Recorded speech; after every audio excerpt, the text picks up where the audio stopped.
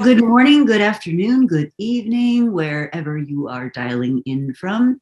I'm Rita McGrath, a professor at Columbia Business School, and it's Friday. So we're going to have a fabulous Friday chat by the fireside. My guest this week is Ruth Gotian, who is an assistant professor at Weill Medical School, as well as many other things. She's been identified by Thinkers50 as one of the brightest upcoming new thinkers on the radar. And she has a great new book out called The Success Factor, which is called Developing the Mindset and Skill Set for Peak Business Performance, which features interviews with, NIH researchers, Nobel Prize laureates, mountain climbers, and my personal favorite, the Jamaican bobsledding team. So welcome, Ruth. Delighted to see you. Hello, my friend. How are you? I'm Good. so excited to be here with you. Me too. It's been a while. We've been planning this for a while, and it took a while for the stars to align. Yes. So let's start off with, tell us a little bit about your journey, because it hasn't been, your own journey is pretty interesting, aside from what you document in the book. It's been definitely a winding road, which is, I think everyone has that winding road. I studied business for undergrad and grad school. And like all good business students, I thought I would do what was expected and go into finance. And guess what? I didn't like it. So I switched back into higher education, which is something I had done since I was 18. I was that RA and that hall director everyone had in college. And after my banking days, I wanted to work with graduate students. I wanted to work with people who had too much to lose. And I wound up running a combined MD PhD program between Weill Cornell, Rockefeller, and Sloan Kettering. And I had done that for 22 years. And at the age of 43, while working full time and raising my family and having elder care for my parents, I said, let's add one more thing. And I went back to school to get my doctorate. And I have been obsessed with success for a very, very long time. And I decided to make that the topic of my dissertation and haven't stopped since. Oh, is that where the book came from? Because the original research was on the most successful physician scientists of our generation. And since then, I found 4 elements of success. And I was curious if what I found in those, the Surgeon Generals, the Nobel Prize winners, et cetera, if the same thing would be found in other extreme high achievers. Mm-hmm. So that's when I started interviewing the astronauts and the Olympic champions and the CEOs. And I realized they all have the same 4 mindsets.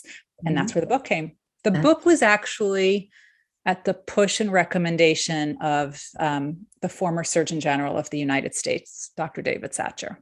Oh, and how did he push you into doing that? I told him about my research one day. We had a meeting, and he said, this is when it was about physician scientists, because he's a physician scientist. And he said, this is really interesting. People would really be fascinated about this. I said, Dr. Satcher, I'm fascinated by it. I don't know who else is truly fascinated. He said, no, mark my words. And then I started continuing it to these other high achievers, and I started talking about it. And that's when I realized that I was not the only one fascinated with success. And that's what led to the book. That's a great story. I mean, I find often books do come because someone says, you're onto something here. Isn't it true?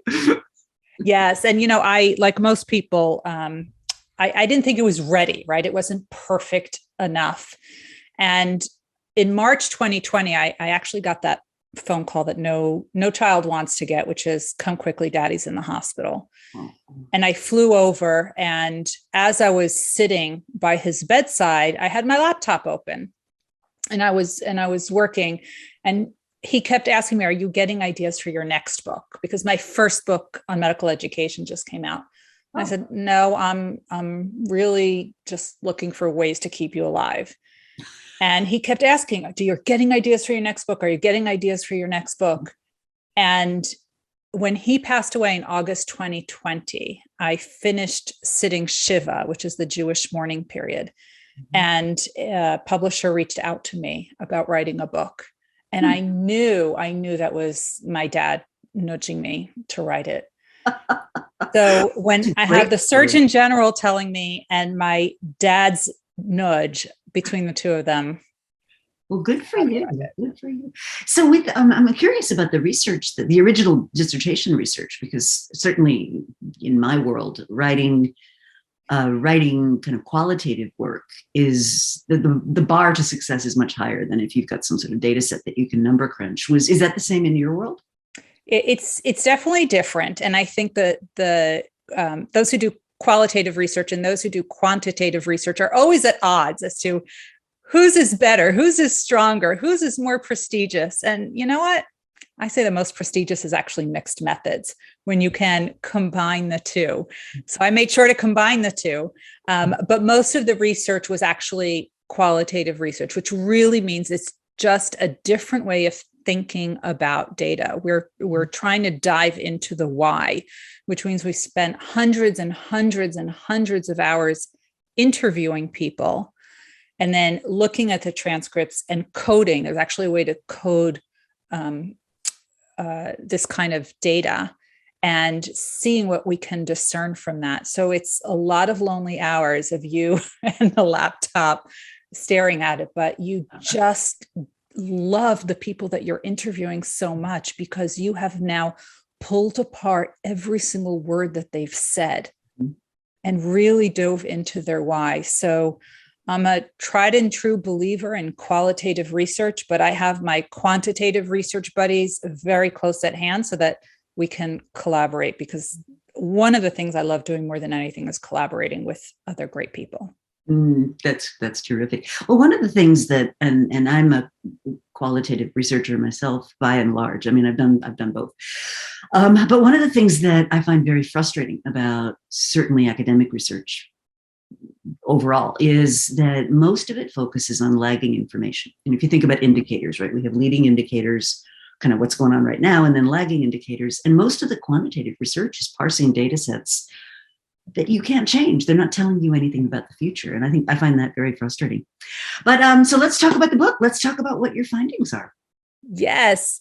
So I found that there were 4 elements of success that all of these extreme high achievers had. And that was sort of my aha moment when I realized that a Nobel Prize winning scientist is just like an astronaut, who's just like an Olympic figure skater.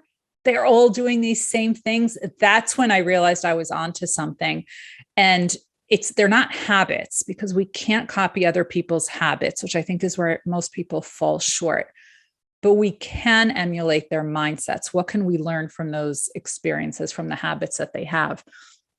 And that's really what I focused on. And I realized the 4 things that they all had in common was, 1, they tapped into their intrinsic motivation, which is what comes from within. What is it that you love to do? You would do for free if you could.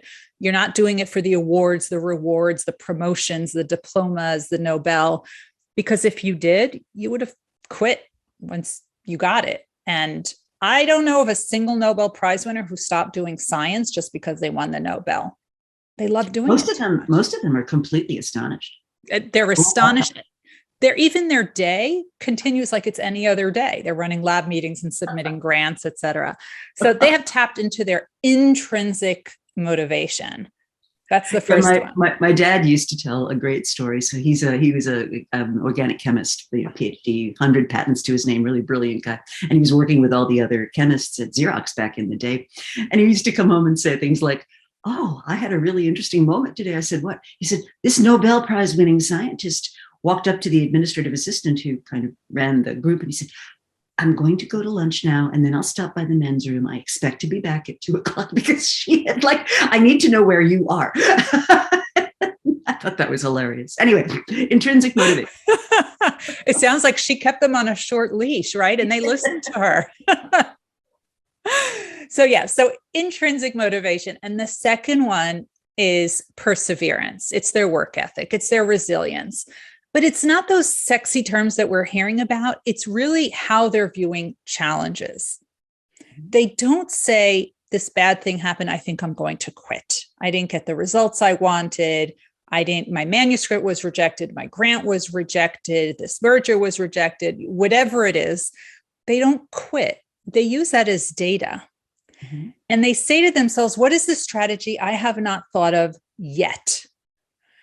And the second they say, what is the strategy I haven't thought of yet? And add that word yet, now it's no longer just a challenge that someone threw at them. They are now in the driver's seat.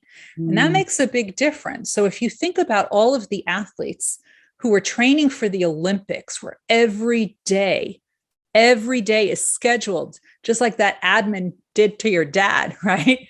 Every minute and everything that they consume is prescribed. But now the Olympics were postponed for a year. So now what happens? I don't know of any of the Olympians who quit. If anything, they doubled down on their training. They found other ways to train, even though they can't meet with their coaches. They can't go to the gym. They said to themselves, what is the strategy I have not thought of yet? Right. And that's very much connected to, of course, Carol Dweck's work on growth mindset, right? So that would be a combination of growth mindset and perseverance. I think that's fascinating. Absolutely. It's Angela Duckworth and Carol Dweck together, right?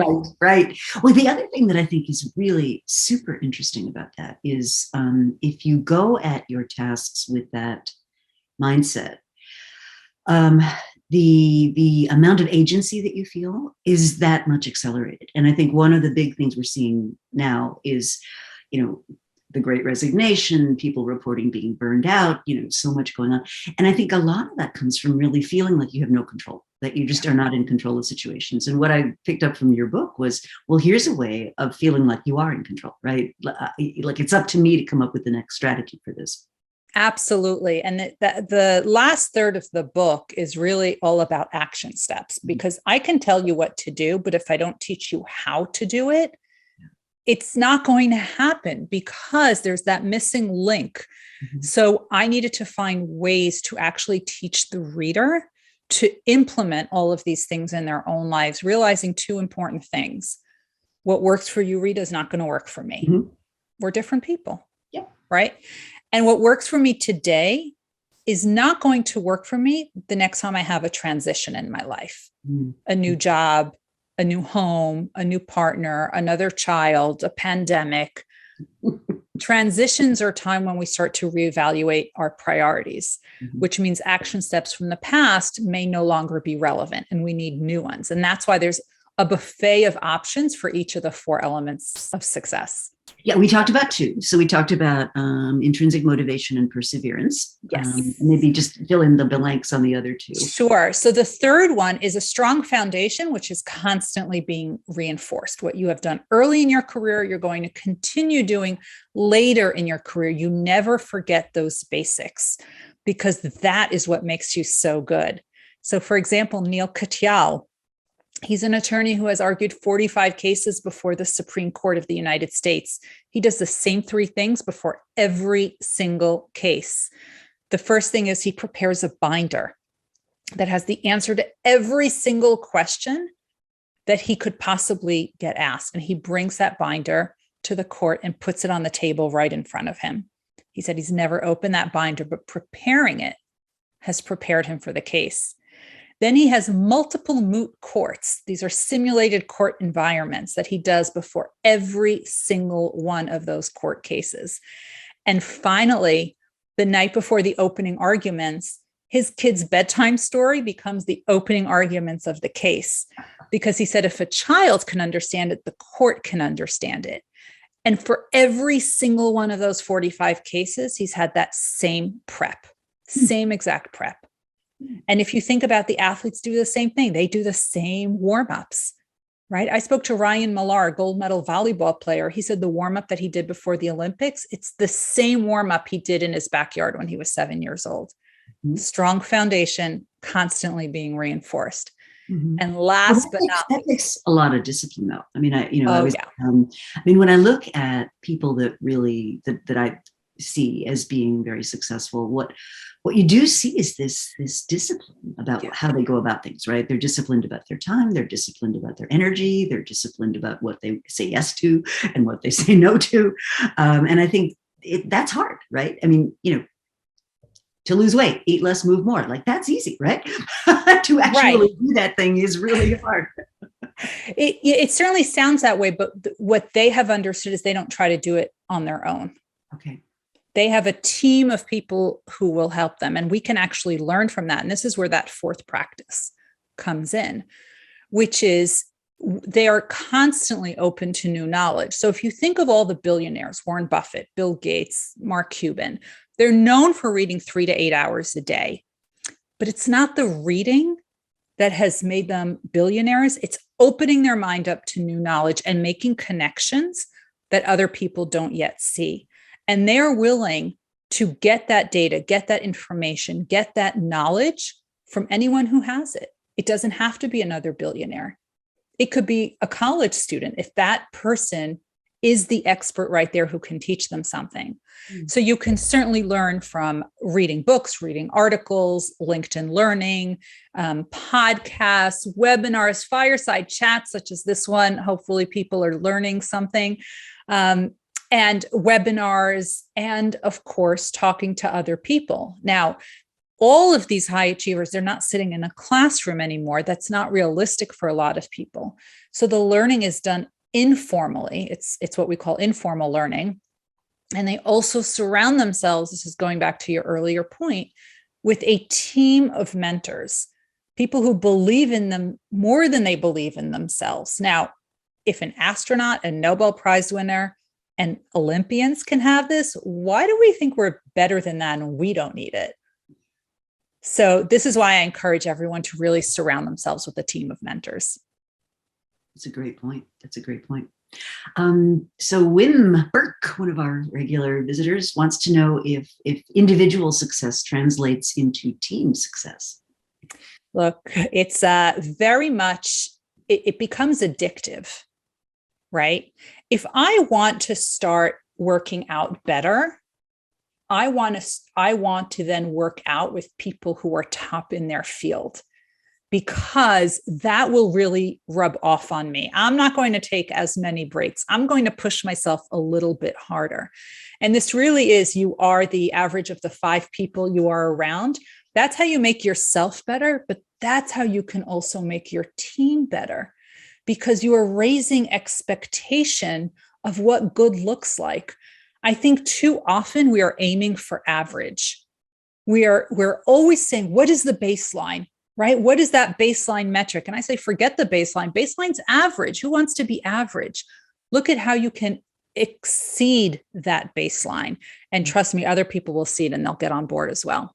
Interesting. Liz Wiseman makes a similar point in her most recent book, where she talks about impact players, people that just, by the way that they do things, they just raise the performance of the entire group around them, which I think is a really interesting observation too. And she covers some of the same, it's not exactly the same, but she touches on some of the same habits. Like they rise to leadership in the moment. They do persevere at tasks and things like that. That's fascinating. That's right. So we're talking about, if you've just joined us, the book is The Success Factor. My guest is Ruth Gotian.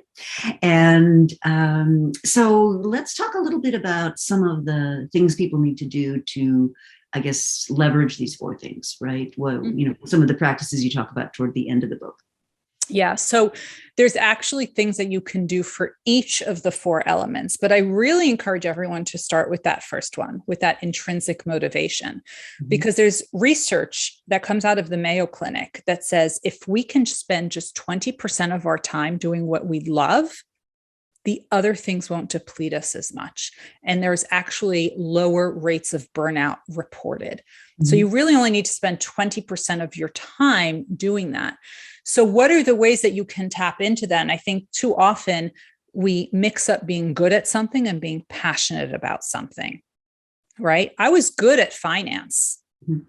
I didn't love it. I didn't love it. So you can be good at things and not love it. And you could be good at things and you loved it at one point, but you don't love it anymore. Not that you don't love the people you're working with, but the challenge is gone. Yeah, Whitney talks about this, Whitney Johnson, right, with her S curves of learning, that That's right. by the time you've mastered something and you really, like, it's on autopilot, you drive home and you don't know how you got there, right? That's right. That can actually begin to decrease the satisfaction and the excitement and the challenge that you bring. And then that's time to get started on something new, which, often means taking on a challenge that you're not good at, which is the big question, right? So do I go from something scary. where I got this nailed? Yeah, it can be very scary. It's scary, but you see, that's what the high achievers learn. So many people are afraid of failure. And then there are some people who are also afraid of success. But the high achievers, they actually fear not trying more than they fear failing. They're okay with failing as long as nobody dies. But they're okay with failing because they use that as data. And then they try again, which is that second element, right? Of they're in control all the time because of their work ethic, their perseverance, and looking at past failures as opportunities of, this is what I can learn from this as I try again. So they very much fear not trying more than they fear failing. But going back to that first piece of intrinsic motivation, one of the things when I work with people, I really encourage them to go through what is called a passion audit. And a passion audit really helps you decipher between what you are good at and what you are not good at. What you are good at and don't enjoy versus what you're not good at, but you're passionate about figuring this out. It's a puzzle for you. And then there's all these things that you would do for free, and you probably already are, right? Look at how you spend your weekends. Look at where you're volunteering. So if anybody who's watching wants to do their own passion audit, they could just download one off my website, ruthgotian.com/passion audit. And there's a 3-column exercise with some guiding questions to really get you to figure out, what is it you're procrastinating doing? And when you procrastinate, what is it you're doing instead? Answering those questions will actually give you clues as to what it is that you are passionate about.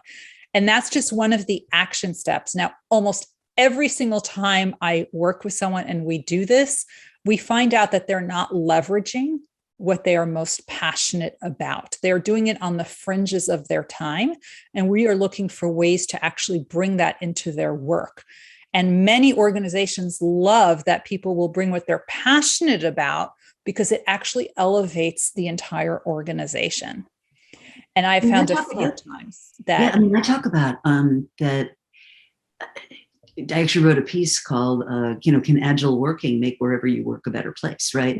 And that was really aimed not at people in a toxic workplace. And I want to get to that in a minute, but it's aimed more at people who kind of come to work and it's like, meh.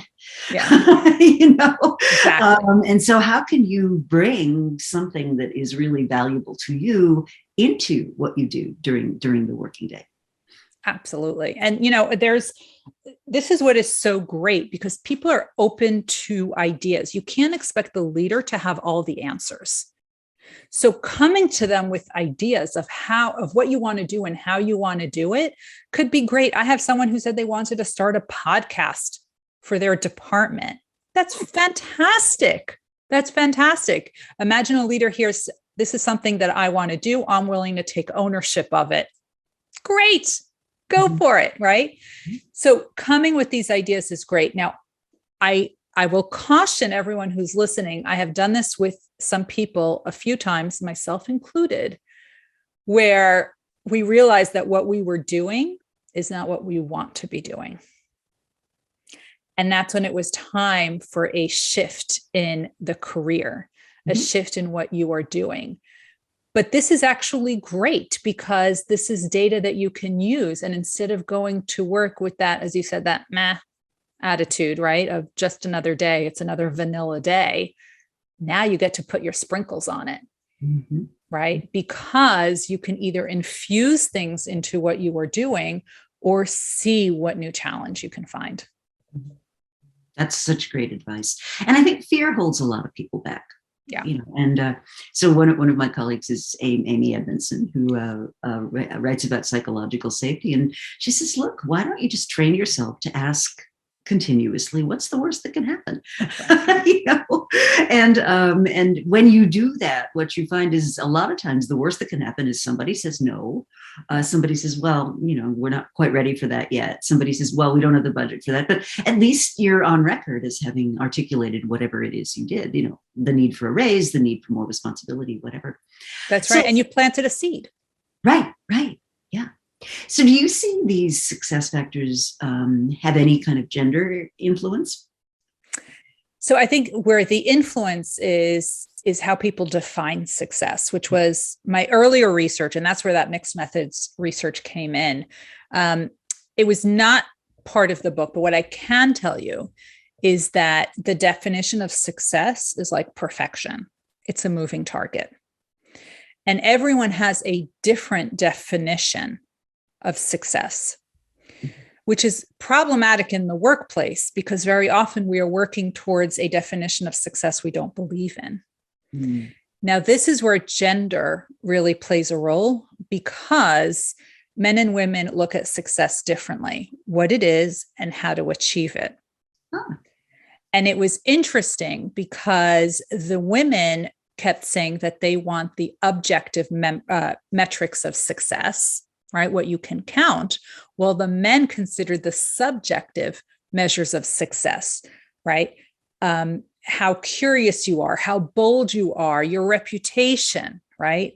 While the women wanted things that people can actually measure with numbers. Now, there was also a difference between rank. So junior people considered success based on what their promotions depend on, right? The things that they can count, the objective measures again, where the senior members were really looking at legacy, which is a problem because they are now judging people's promotion capability based on a definition of success they no longer believe in. Interesting. So gender and rank definitely play a role. That surprises me, though. We always hear that women are supposed to be, we think about collaboration, we think about how well our team is doing, that we have these more qualitative measures of success, and your research suggests exactly the opposite. So that is how other people think women are looking at it. But if you ask the women themselves, they know that they cannot be judged based on their collaborations. That will not be considered for their promotions.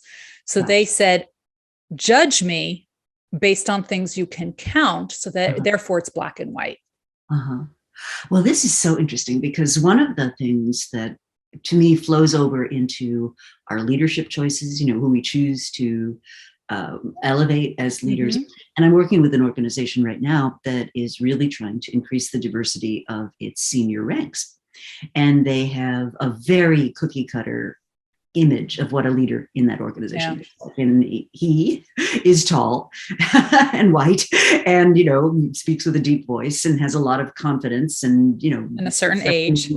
A certain age has a strong executive presence. And what we're trying to introduce into that organization, and by the way, this is not unusual, so I'm not giving away any palace secrets here, but what we're trying to introduce into that organization is a way of measuring leadership capability that is independent of things like executive presence and carries the room and all that stuff. And have you found anything that would help with that, perhaps elevating different kinds of leaders? It's so interesting because everyone thinks that it's the extroverts that make the best leaders, right? And trust me, I'm a 95% extrovert. I have been tested many times. So yeah, right, I'm for it. But actually some of the biggest leaders, especially some of the scientists, were extreme introverts with very soft-spoken voices. And it's interesting to me that all of these things that we thought about leadership to have that cookie cutter of what people are looking for, it's actually the exact opposite very often. So I think we need to stop judging people by the tone of their voice, their height, their gender, and really about their past accomplishments and how they can relay those past accomplishments towards future potential. But you have to do both because that is how it'll be a lot more equal. Yeah. Well, in it, I think we've seen some organizations that are starting to do this. So, for Yeah. example, there's a woman named Kathy Murphy who just recently stepped down as the president of Fidelity Private Investments. Mhm. And she, among many other very interesting things she did, she moved to a very agile team structure. And it was a huge shock for the organization because basically it was a Yeah. hierarchical organization that was being flattened into these sprinting kinds of agile teams.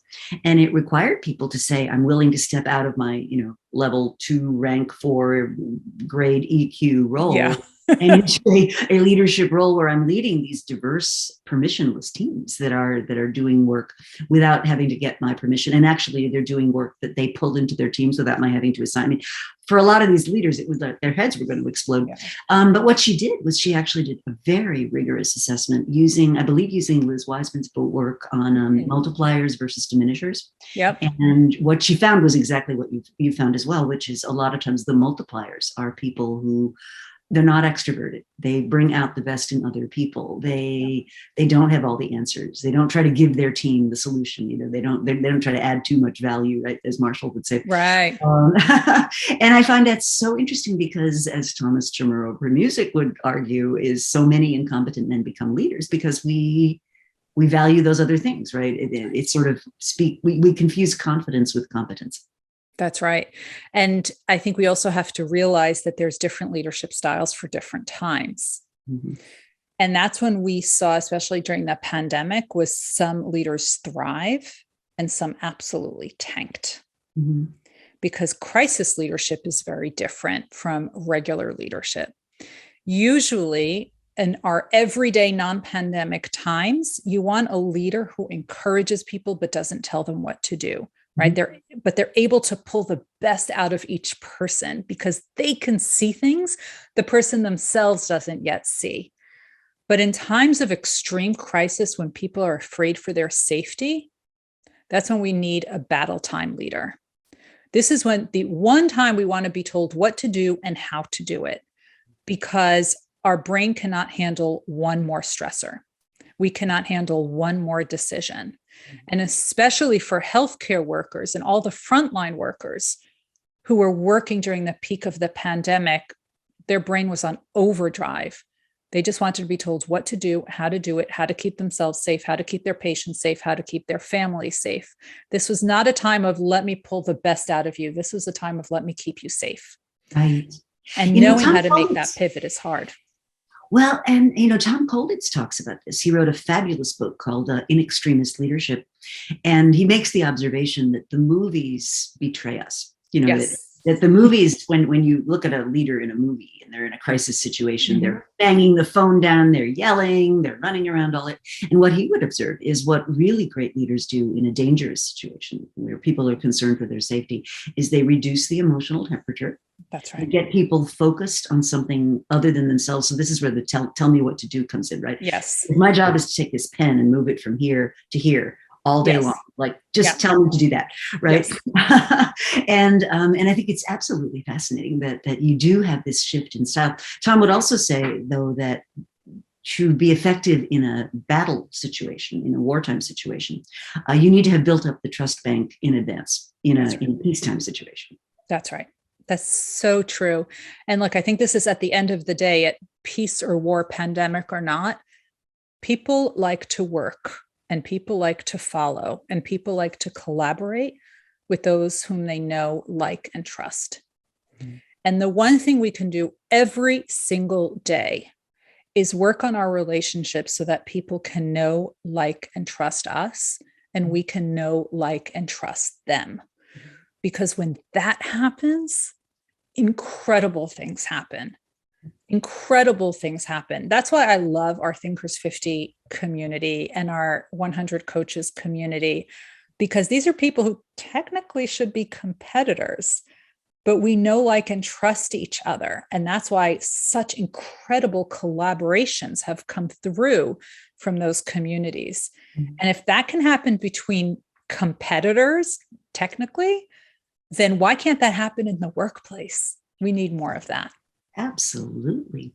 So let's not lose the idea from the end of the book. So you've got a couple of different tactics. You've got the passion audit, which you talked about. You also talk about mentors, a mentoring team, and building communities of practice. Yes. So as I said, all the high achievers surrounded themselves with a team of mentors. And a team of mentors, these are diverse people from different fields. And that's where most people get it wrong. They look for somebody older, wiser, maler from within their organization, or they look for someone who looks exactly like them. And that's especially true for marginalized groups. The problem is, if you are like me, a woman like me, somebody who is male can give me incredible insights, but also cannot empathize with some of the strategies that I'm going through. They can't relate. It's not that they don't want to, they can't. Mm-hmm. Now, if I'm looking for a woman, the numbers don't lie. They're just not as many there, right? So if all the women are constantly going to be mentoring more junior women, they're not going to have time to do their actual work. Now, what can we do instead?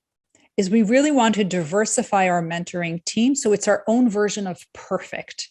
So you get people from different organizations, different industries who have different strengths and different perspectives who can teach you things. And this is not a dissertation committee or a board. They don't all need to get together. They don't even have to know each other. You can call upon different people at different times. So my mentoring team includes physicians, scientists, educators, business people, military, and journalists. That's my mentoring team. Very, very different perspectives. And I talk about how you need people at 3 levels. You want people who are senior to you for all the obvious reasons. You want the peer mentors. Those are the ones who can empathize with you, but also peers rise together. And you also want people who are junior to you, because they can teach you quite a bit as well. And they are also going to reinvigorate and re-energize you and the team around you. So anybody who's listening, if they want a worksheet for that as well, look, I'm an academic. We always have worksheets, right? They could just download it from my website as well, ruthgotian.com/mentoring team. That's fun. That is really fun. Well, one of the things that we teach at Columbia when we talk about networks is we talk about 2 kinds of networks, right? So the entrepreneurial network is this huge network of weak ties. And if you look at effective entrepreneurs, they're like 2 phone calls away from the answer to just about any question. It's not that these are people who are their dear friends. It's like, I met a guy 5 years ago at a conference. He's a world's leading expert on 3D printing. Let me see if I know anybody who knows him. So that's like the wide weak tie networks. That's right. And then the execution networks are the very dense. We trust each other. We can finish each other's sentences. We don't have to kind of explain from first principles every time we're doing a project together. And I think it's interesting that one of the things we found is women in particular tend to over-index on the dense networks, the execution networks, and they don't spend enough time nurturing the broader networks. That's right. That's what Sally Helgeson talks quite a bit about in her book, How Women Rise. Women are really good at collecting people. We're really good at that, but we also don't leverage those people. And as you said, we don't leverage those weak ties. And the research has shown those are actually the people who will help you more. Mm-hmm. Yeah, you get jobs that way, right? That's right. Yeah, you get new situations that way.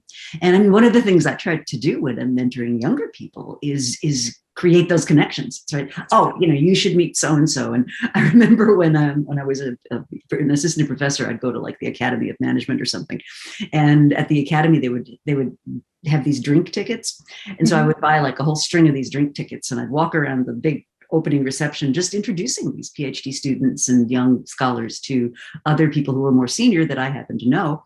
And they'd have their drink ticket and they could give it to anybody that they wanted to. So it was just it sounds sort of silly. You were the favorite professor. I was totally popular. Yes, absolutely.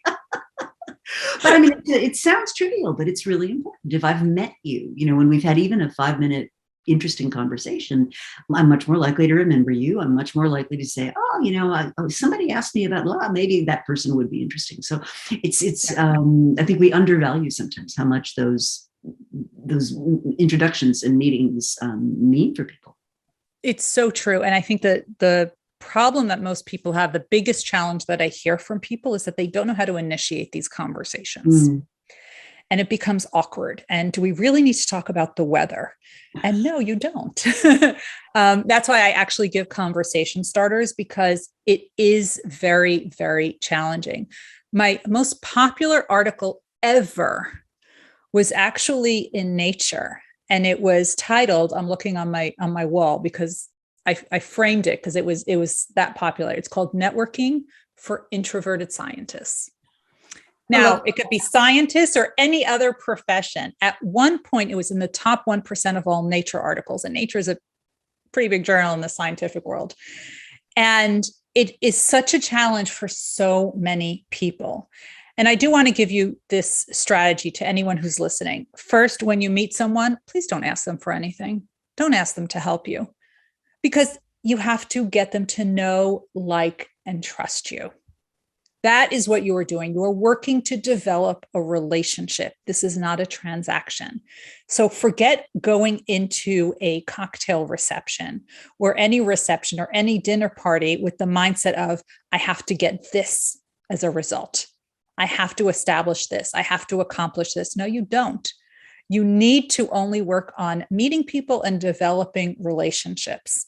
That is it. That is the goal. Get people to know, like, and trust you. Find a common thread that you can talk about. People are always asking me, how did you get to talk to astronauts and Nobel Prize winners and NBA champions and Olympic champions? I don't know the first thing about their field or their industry. I never asked them for a thing. I met one astronaut, one Olympian, et cetera, and I got them to know, like, and trust me. And after a while, we got to start talking. And after I interviewed them, they saw how I was going to use that interview for good. And they referred me.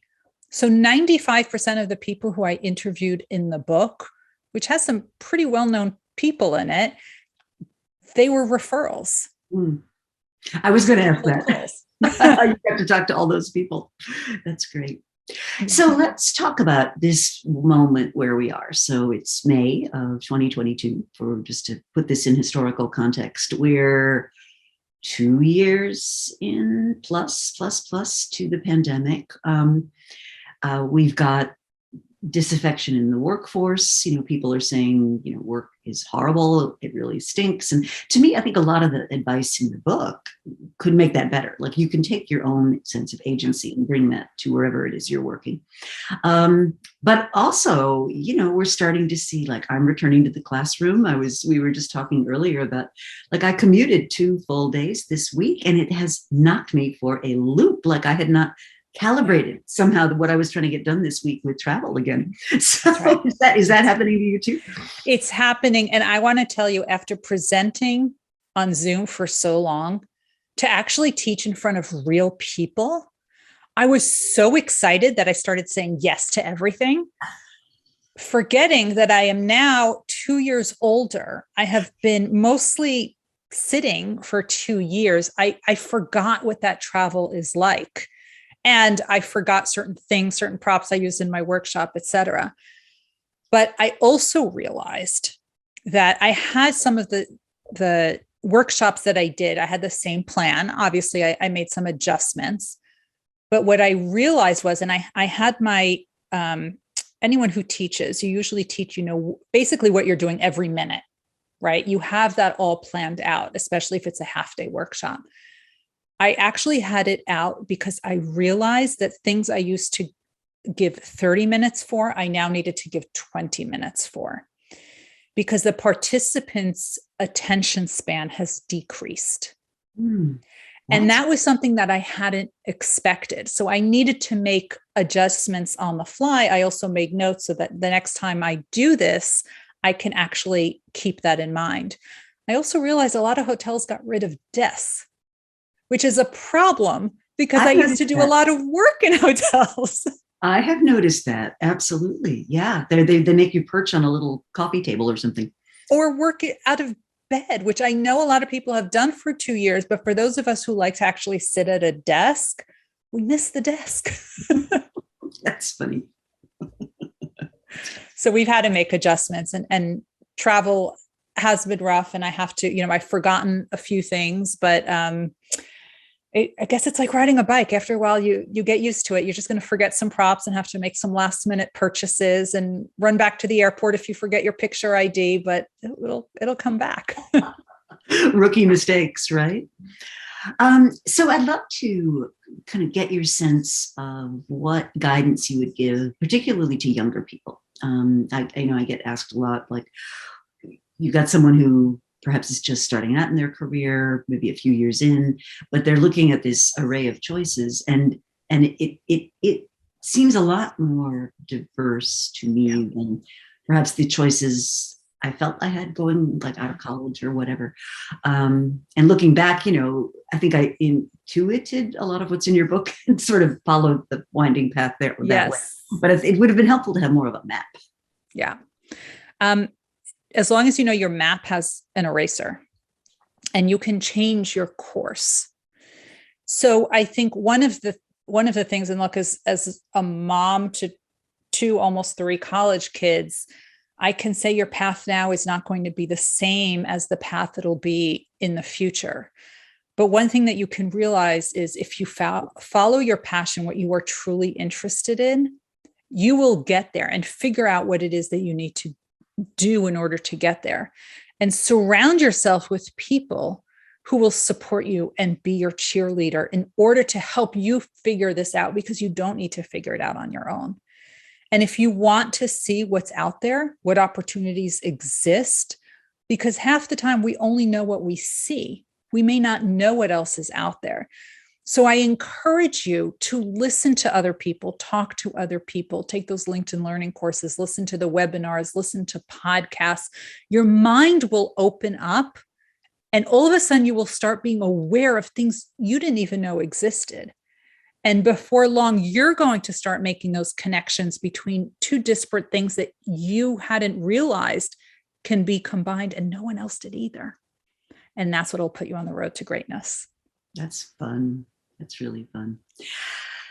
So were there any surprises that you hit along the way as you were bringing this book into the world and sort of getting all the stuff up on your website? And, I always find when you put it out there, right, there's always stuff that, other people see things in it you didn't see. Other people react to it in a way you didn't expect. It's always interesting. So I have been getting pictures from people all over the world where they take the book and it's tabbed out. They put Post-it notes with things they want to refer to. They're writing in the margins. That, to me, is such a good feeling to see that people are getting such great use out of the book and really learning things, because I didn't just want to talk about theory. I wanted to talk about action and steps that people can take in order to implement these things immediately. So the fact that I'm seeing all these books that are all tabbed out is really pretty exciting. The other thing that surprised me in a really good way was that so many of those who are in the book took it upon themselves to help publicize it. So NBA champion Zaza Pachulia talked about the book on NBC Sports, which is wild. Astronauts and Olympians actually took videos of themselves describing what the book is about and sharing it with all of their followers.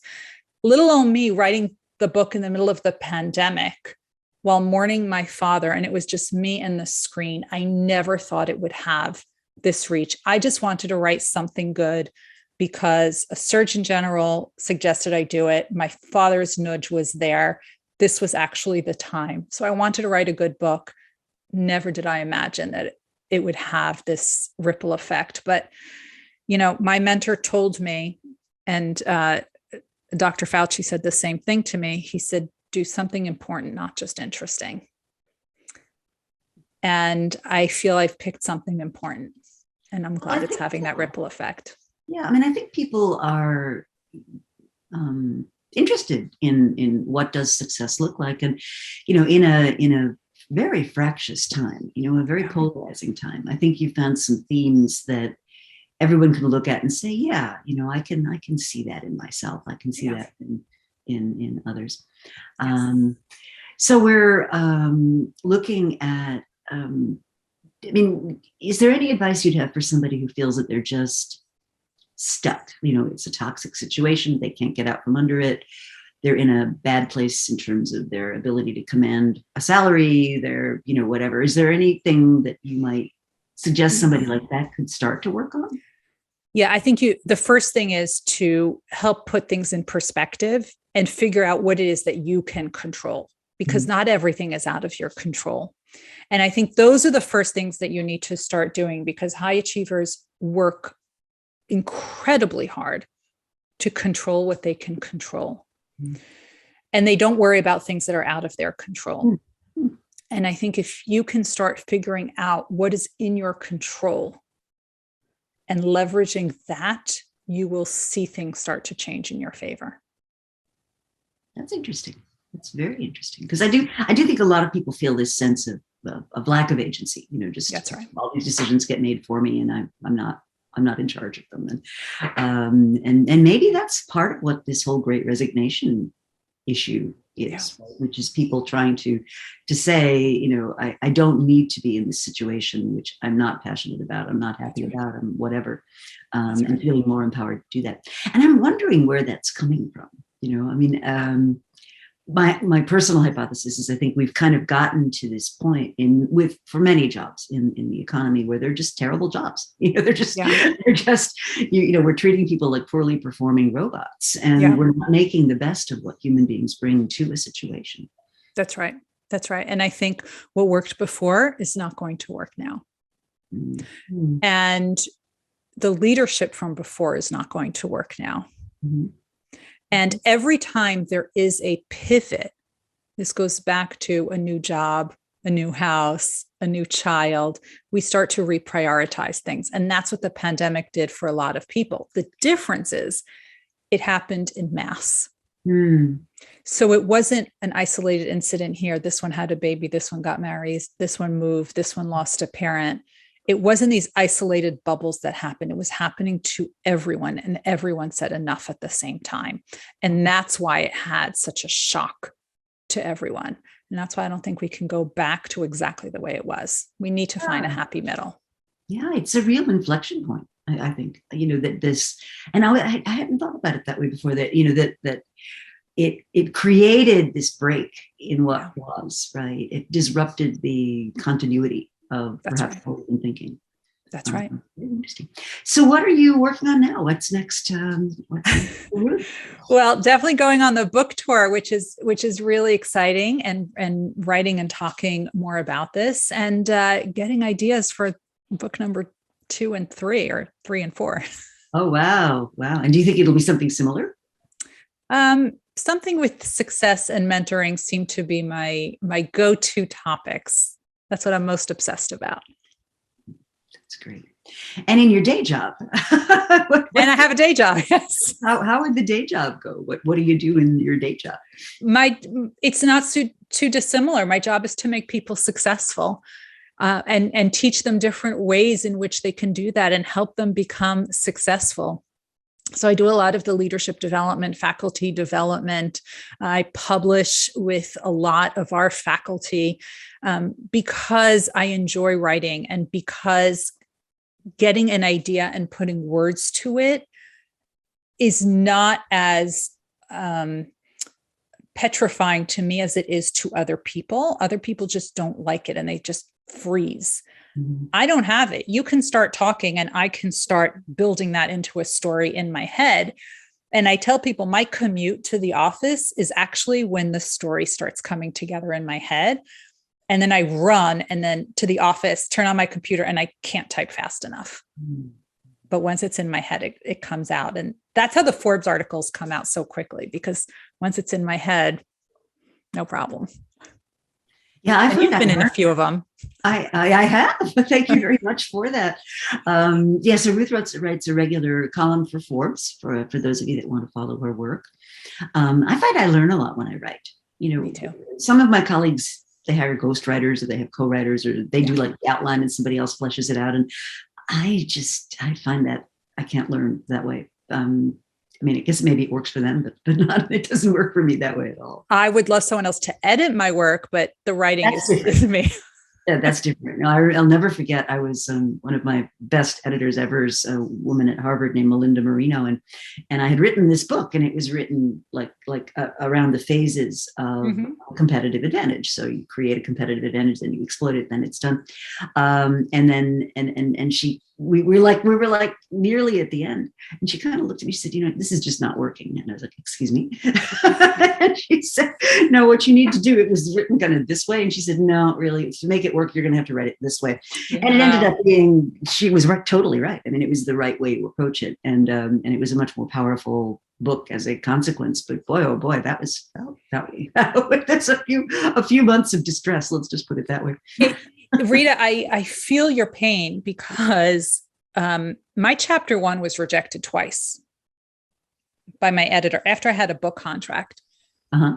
And my problem was, I'm an academic. I was writing it like an academic. Nobody wants to read academic writing. No. Right. No. And my editor knew that. And I reached out to a friend of mine who had written a very popular book. And I said, well, what am I going to do? I can't get past chapter 1. And he said, well, what are you most excited about? I said, chapters 4 through 7. So he said, start with that. So I said, okay. And I started with 4 through 7, which are very actionable. That's when I start talking about the 4 elements of success, and that the words were just flowing. The last chapters I wrote were 1 through 3. At that point, I had found my voice. And that's one of the reasons that I write so regularly for Forbes and Psychology Today, is because it's a different style of writing. And that's a muscle that I need to work every single day, because those are the articles that people want to read. Those are the articles, if you want to make a change, if you want to make an impact, you need to start writing in that way. The academic writing is for my credibility. It's for my academic promotion. But this other writing is really to have impact. Yeah, and that's what the writing can work and the book can work. And that's why I keep doing it. I had a colleague once who said, based on a study that was done of how many people actually read articles, and in my field, it would be something like Administrative Science Quarterly. Yeah. And he said, oh, if I knew who they were, I would direct the article directly to them. And he listed out 6 names. So, I mean, it's like a very small audience for stuff like that. That's right. Yeah, my agent forced me to put my most recent book in a PowerPoint presentation. For exactly that reason. He said, it just, when you talk or you teach, it's great. And when you get to word, writing, it just gets gummed up. So that was a very helpful lesson. That's a brilliant idea. So just summarize where people can go to learn more, because we are almost out of time. Yes, the book is called The Success Factor. Wherever you love buying books, there it is. Wherever you love buying books, it's there. Amazon, Barnes & Noble, Target, Walmart. Wherever you are in the world, you can actually find places all over the world on my website, ruthgotian.com/book. And I'll tell you places all over the world where you can find it. And social media is just my name. There you go. Well, so if we didn't get to your comments or questions in the chat, we will capture them, and Ruth and I will get back to you with subsequent conversations. And thank you so much for spending an hour with me, and enjoy the weekend. And, remember, you can't bring filled water bottles on the carry-on. just bear that in mind. That much I remembered. All right. Have a great weekend, everyone.